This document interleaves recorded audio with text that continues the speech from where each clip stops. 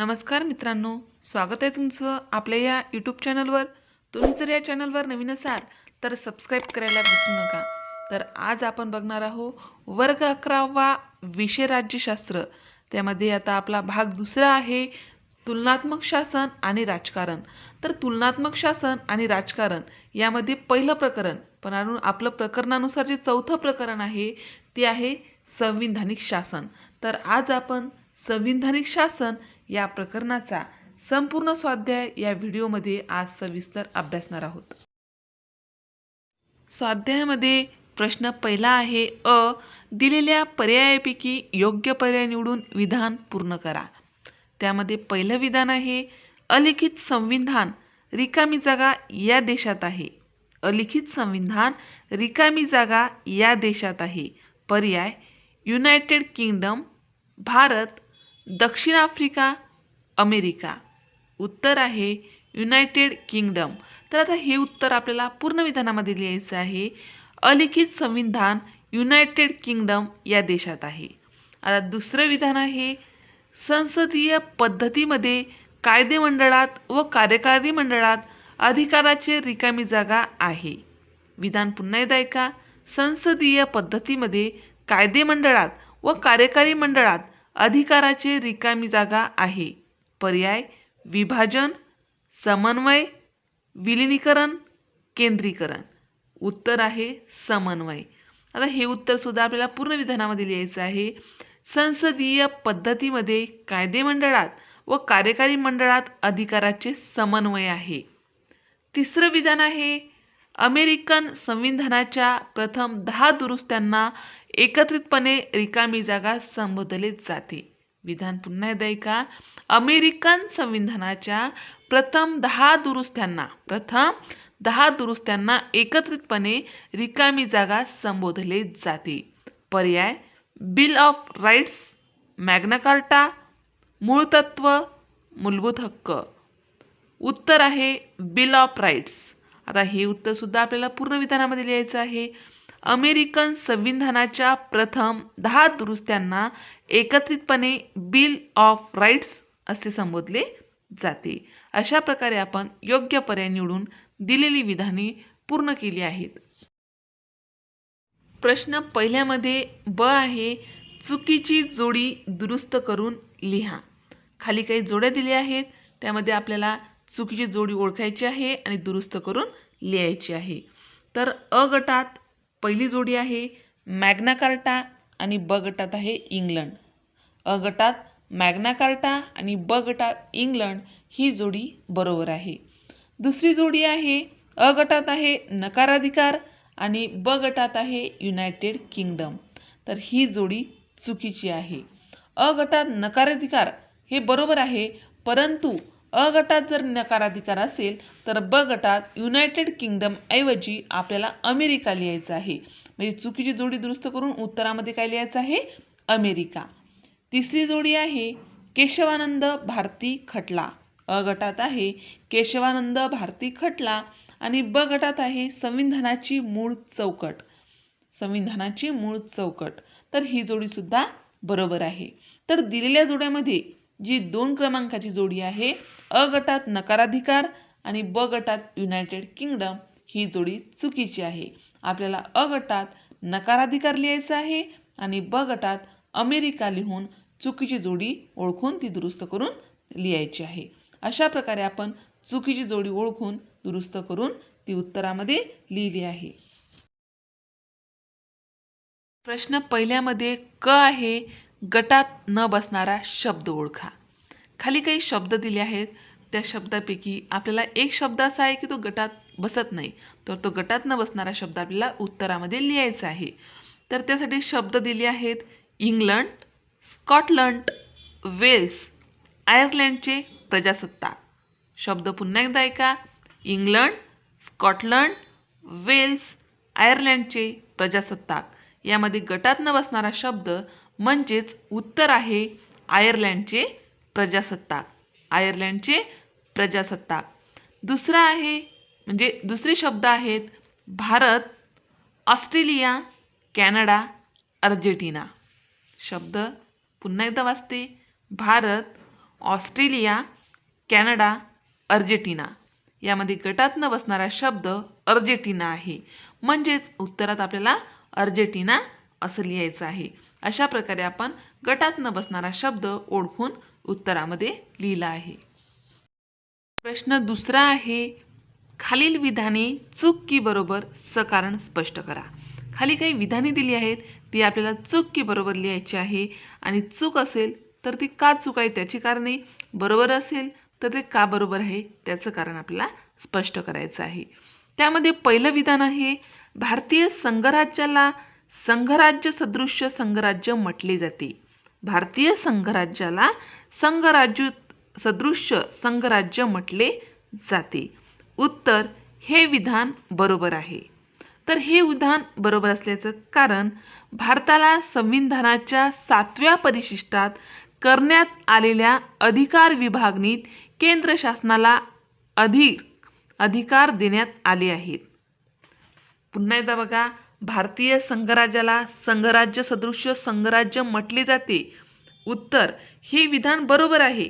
आता हे विधान बरोबर असल्याचं कारण, भारत संविधानाच्या 7व्या परिशिष्टात करण्यात आलेल्या अधिकार विभागणीत केंद्र शासनाला अधिकार देण्यात आले आहेत. म्हणून भारतीय संघराज्याला संघराज्य सदृश्य संघराज्य असे म्हटले जाते. म्हणून हे विधान बरोबर आहे.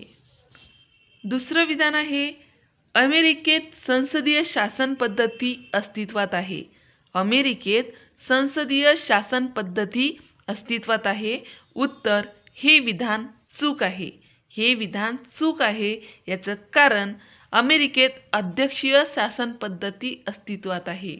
अमेरिकेत अध्यक्षीय शासन पद्धती अस्तित्वात आहे, म्हणजेच संसदीय शासन पद्धती नाही. म्हणून हे विधान चूक आहे. अशा प्रकारे आपण चूक की बरोबर सकारणासहित स्पष्ट केला आहे. प्रश्न तिसरा आहे, सहसंबंध स्पष्ट करा. सहसंबंध स्पष्ट करण्यासाठी पहिला प्रश्न दिला आहे, संसदीय शासन प्रणालीतील कायदे मंडळ आणि कार्यकारी मंडळ. संसदीय शासन प्रणालीतील कायदे मंडळ आणि कार्यकारी मंडळ यामध्ये आपल्याला सहसंबंध स्पष्ट करायचा आहे. तर उत्तर, संसदीय शासन प्रणालीतील कायदे मंडळात ज्या पक्षाला बहुमत प्राप्त होत असते त्या पक्षाचे सरकार सत्तेवर येते. पुन्हा एकदा ऐका, संसदीय शासन प्रणालीतील कायदे मंडळात ज्या पक्षाला बहुमत प्राप्त होत असते त्या पक्षाचे सरकार सत्तेवर येते. मंत्रिमंडळाचे सदस्य कायदे मंडळाचे सदस्य असतात. कायदे मंडळाच्या कामकाजात मंत्रिमंडळ सहभागी होत असते. कायदे मंडळाच्या कामकाजात मंत्रिमंडळ सहभागी होत असते.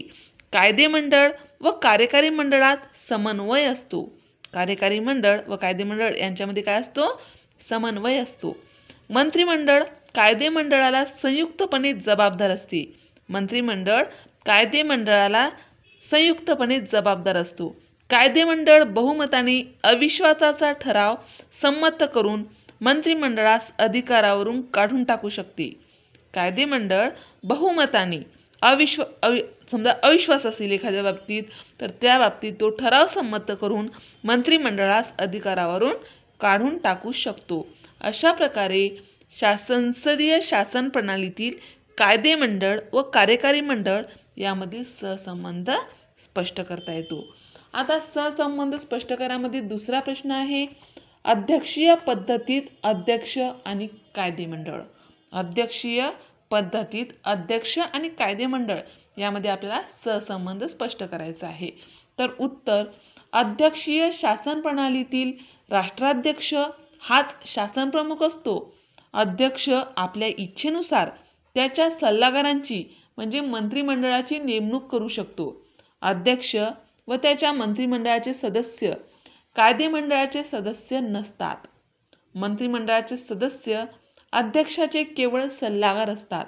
ते अध्यक्षाची मर्जी असेपर्यंतच अधिकार पदावर राहू शकतात. संविधानाने राज्यकारभारविषयक अधिकार राष्ट्राध्यक्षास दिले असल्याने तो आपल्या मर्जीप्रमाणे निर्णय घेऊ शकतो. अशा प्रकारे अध्यक्षीय शासन प्रणालीत अध्यक्ष व मंत्रिमंडळ यामधील सहसंबंध स्पष्ट करता येतो आणि सहसंबंध स्पष्ट करा हा प्रश्न पूर्ण करता येतो. प्रश्न चौथा आहे, पुढील प्रश्नांची उत्तरे लिहा. पुढील प्रश्नांची उत्तरे लिहामध्ये पहिला प्रश्न आहे, संविधानवाद व संविधानिक नैतिकता ह्या दोन संकल्पना स्पष्ट करा. संविधानवाद व संविधानिक नैतिकता या दोन संकल्पना स्पष्ट करा. तर उत्तरामध्ये पहिला आहे संविधानवाद. तर संविधानवाद म्हणजे शासनाचे अधिकार मर्यादित असणे. संविधानवाद म्हणजे शासनाचे अधिकार मर्यादित असणे. शासनाच्या अधिकारावरील मर्यादा संविधानात नमूद केलेल्या असतात किंवा त्या परंपरेने प्रस्थापित झालेल्या असतात, म्हणून त्यास घटनात्मक शासन, त्यालाच आपण इंग्लिशमध्ये कॉन्स्टिट्युशनल गव्हर्नमेंट असे सुद्धा म्हणतो. त्याला आपण म्हणून त्यास काय म्हणतात, घटनात्मक शासन असे सुद्धा म्हणतात. निरंकुश राज्यकर्त्याकडून होणाऱ्या अधिकारांच्या गैरवापराची प्रतिक्रिया म्हणून संविधानवादाचा विचार ब्रिटिश विचारवंत जॉन लॉक यांनी त्याच्या सामाजिक कराराच्या सिद्धांतात मांडला. सन 1679च्या बिल ऑफ राईट्स प्रमाणे राज्याच्या सत्तेवर अनेक निर्बंध लादले गेले होते. 18व्या शतकात मॉन्टेस्क्यू या फ्रेंच विचारवंताने सत्ता विभाजनाचा सिद्धांत मांडला आणि त्यात शासनाच्या 3 घटक संस्थांमध्ये अधिकारांचे विभाजन करून शासनावर नियंत्रण प्रस्थापित करण्याचा विचार म्हणजे संविधानवाद ही संकल्पना मांडण्यात आली. अमेरिकेच्या संविधानात सत्ता विभाजनाच्या सिद्धांताची कार्यवाही करण्यात आली, म्हणजेच आधुनिक संविधानवाद प्रत्यक्षात साकारण्यात आला. अमेरिकेच्या संविधानातील पहिल्या 10 दुरुस्त्यांना एकत्रितपणे बिल ऑफ राईट्स म्हणतात. त्याद्वारे शासनाने नागरिकांच्या स्वातंत्र्यावर बंधने घालण्यास प्रतिबंध करण्यात आला. अशा प्रकारे शासन संस्थेच्या अधिकारांवर नियंत्रण प्रस्थापित करण्यात आले. लोकशाही शासनप्रणाली असलेल्या इंग्लंड आणि भारतात संसदेच्या सार्वभौमत्वावर अशाच प्रकारची नियंत्रणे प्रस्थापित करण्यात आली. भारतातील केशवानंद भारती विरुद्ध भारत सरकार या प्रसिद्ध खटल्यात 1973 साली सर्वोच्च न्यायालयाने संविधानाची मूळ चौकट घटनादुरुस्तीद्वारा बदलता येणार नाही असे घोषित केले, म्हणजेच संसदेच्या घटनादुरुस्तीच्या अधिकारावर नियंत्रण प्रस्थापित केले. अशा प्रकारे आपल्याला संविधानवाद ही संकल्पना स्पष्ट करता येते. आपली दुसरी संकल्पना आहे या प्रश्नामधली संवैधानिक नैतिकता. संवैधानिक नैतिकता तर लोकशाहीमध्ये संविधानवाद म्हणजे केवळ शासनाच्या अधिकारावर नियंत्रण इतपत सीमित नाही. त्याच्या पुढे जाऊन संविधानाच्या भावनेचे म्हणजे स्पिरिट ऑफ कॉन्स्टिट्यूशन म्हणजे आदर करणे, म्हणजेच संविधानिक नैतिकतेचे तत्व पुढे आले. त्यानुसार राज्यकर्त्यांनी संविधानाच्या आधारभूत तत्वांचे पालन केले पाहिजे असे प्रतिपादन करण्यात आले. अशा प्रकारे संविधानवाद आणि संवैधानिक नैतिकता या संकल्पना सविस्तर स्पष्ट करता येतात. यामध्ये दुसरा प्रश्न आहे, भारतीय संघराज्याचे स्वरूप स्पष्ट करा. भारतीय संघराज्याचे स्वरूप स्पष्ट करा. तर उत्तर, भारताला स्वातंत्र्य प्राप्त झाले तेव्हा भारतात एकात्म शासन पद्धती प्रचलित होती. भारताच्या संविधानकारांनी अस्तित्वात असलेल्या प्रांतांना घटक राज्यांचा दर्जा बहाल केला, म्हणजेच केंद्रोत्सारी पद्धतीने संघराज्याची स्थापना केली. भारतीय संविधानात मध्यवर्ती स्तरावर केंद्र शासन आणि नव्याने अस्तित्वात असलेल्या प्रादेशिक घटकांसाठी राज्य शासन अशी द्विस्तरीय रचना करण्यात आली आहे. संविधानात भारताचे वर्णन राज्यांचा संघ म्हणजे युनियन ऑफ स्टेट असे करण्यात आले आहे. त्या अंतर्गत केंद्र शासन, 29 राज्य सरकारे व 7 केंद्रशासित प्रदेश यांचा संघ असे भारतीय संघराज्याचे स्वरूप आहे. भारताच्या संविधानाच्या 7व्या परिशिष्टात केंद्र सरकार आणि राज्य सरकारे यांच्यातील अधिकार विभागणीविषयक तरतुदी करण्यात आल्या आहेत. त्यानुसार केंद्रसूचित युनियन लिस्टमध्ये 97 विषय, राज्यसूचित स्टेट लिस्टमध्ये 66 विषय आणि समवर्ती सूचित कॉन्करंट लिस्टमध्ये 47 विषय अशी अधिकार विभागणी करण्यात आली आहे. शेषाधिकार म्हणजेच रेसिडेन्सी पॉवर्स केंद्र सरकारकडे सोपवण्यात आले आहेत. अधिकार विभागणीत केंद्र सरकारला अधिक अधिकार देण्यात आल्याने टीकाकार भारताचे वर्णन संघराज्य सदृश संघराज्य क्वॅसिस फेडरल स्टेट असे करतात. एकात्मतेकडे झुकणारे संघराज्य असेही भारतीय संघराज्याचे वर्णन करण्यात येते. एकात्मतेकडे झुकणारे संघराज्य असे भारतीय संघराज्याचे वर्णन करण्यात येते. अशा प्रकारे भारतीय संघराज्याचे स्वरूप सविस्तर स्पष्ट करता येते. प्रश्न 5 आहे. दिलेल्या मुद्द्यांच्या आधारे पुढील प्रश्नांचे सविस्तर उत्तर लिहा. त्यासाठी प्रश्न दिला आहे, संविधान व संविधानातील परस्पर संबंधी घटक स्पष्ट करा. संविधान व संविधानातील परस्पर संबंधी घटक स्पष्ट करा. त्यासाठी घटक आहेत, संविधान म्हणजे काय, नियमांचा संच, अधिकारांचा संच, उद्दिष्टे व मूल्यांचा संच. तर उत्तर संविधान. सर्वात पहिले संविधान आपण बघूया. देशाच्या राज्यकारभाराची पायाभूत तत्त्वे आणि राज्यकारभारविषयक तरतुदींना संविधान किंवा राज्यघटना असे म्हणतात.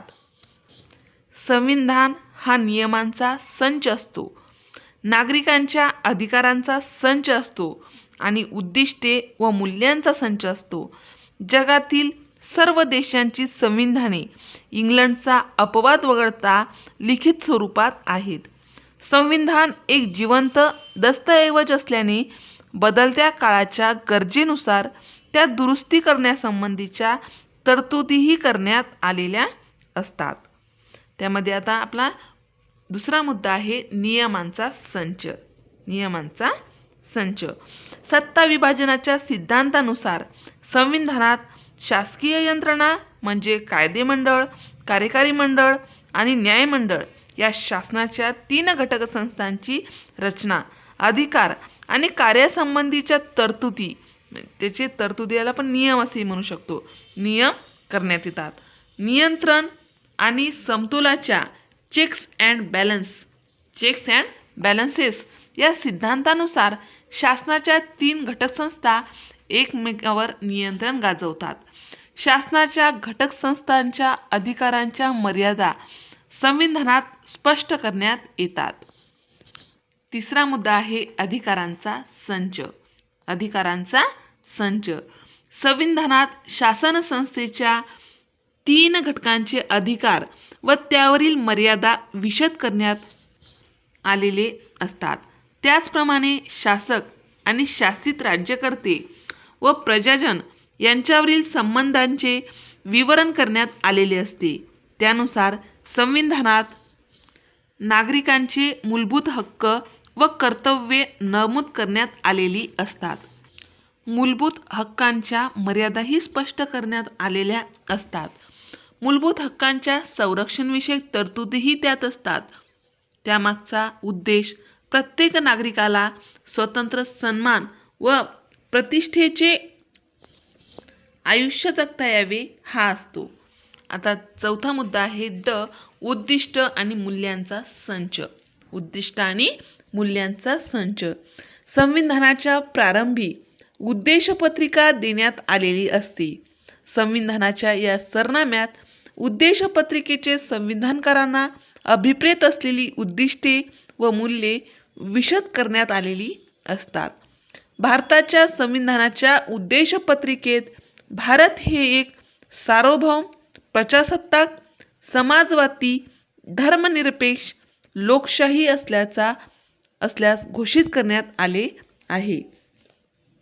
त्यात स्वातंत्र्य, समता, न्याय, बंधुभाव इत्यादी मूल्यांचा उद्घोष करण्यात आला आहे. अशा प्रकारे संविधान आणि संविधानातील परस्पर संबंधी घटक म्हणजेच संविधान म्हणजे काय? त्यामधील नियमांचा संच, अधिकारांचा संच आणि उद्दिष्ट व मूल्यांचा संच या परस्पर संबंधी घटक आपण सविस्तर स्पष्ट केले आहेत. पाठ्यपुस्तक पृष्ठ क्रमांक 34 वर करून पहा यावर आधारित एक प्रश्न दिला आहे. तो प्रश्न बघा. भारतीय संविधानाच्या 7व्या परिशिष्टातील खाली नमूद केलेल्या विषयांचे केंद्र सूची, राज्य सूची व समवर्ती सूचीमध्ये वर्गीकरण करा. ते विषय आहेत कायदा व सुव्यवस्था, अणुऊर्जा, बँकिंग क्षेत्र, कृषी, पोलीस, वीज, शिक्षण. या विषयांचा आपल्याला केंद्र सूची, राज्य सूची आणि समवर्ती सूची यामध्ये वर्गीकरण करायचं आहे. तर केंद्र सूचीमध्ये येणारे विषय आहेत यामधील अणुऊर्जा आणि बँकिंग क्षेत्र. अणुऊर्जा व बँकिंग क्षेत्र हे केंद्र सूचीमध्ये येते. दुसरं आहे राज्य सूची. राज्य सूचीमध्ये कायदा व सुव्यवस्था, कृषी, पोलीस. कायदा व सुव्यवस्था, कृषी, पोलीस हे राज्य सूचीमध्ये येते. आणि समवर्ती सूचीमध्ये ऊर्जा, शिक्षण. ऊर्जा आणि शिक्षण समवर्ती सूचीमध्ये येते. अशा प्रकारे आपण केंद्र सूची आणि राज्य सूची व समवर्ती सूचीमध्ये दिलेल्या विषयांचे वर्गीकरण केले आहे. अशा प्रकारे आपण संविधानिक शासन या प्रकरणाचा संपूर्ण स्वाध्याय या व्हिडिओमध्ये अभ्यासला आहे. अशाच प्रकारचे नवनवीन व्हिडिओ पाहण्यासाठी या चॅनलला सबस्क्राईब करा.